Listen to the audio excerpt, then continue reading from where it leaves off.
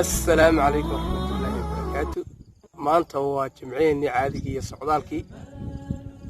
nasiimo dheer kadib iyo biyo cabbadan kadib socdheeran buurama ka soo bilownay waxaan imika joogaa dugsiga hoose iyo dhexe iyo masaajidkiisii ee Sheekh Yuusuf waxaa ku yaala beeralayda waaweyn ee Afcas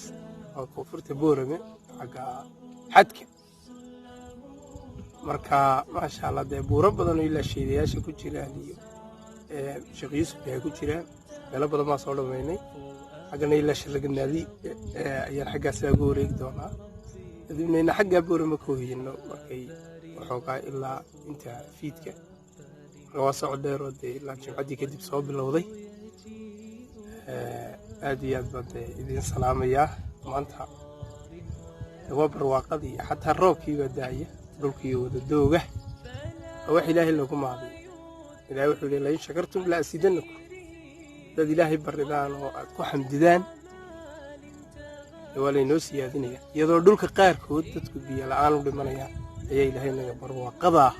iyo nimcada ilaahu waa mahad.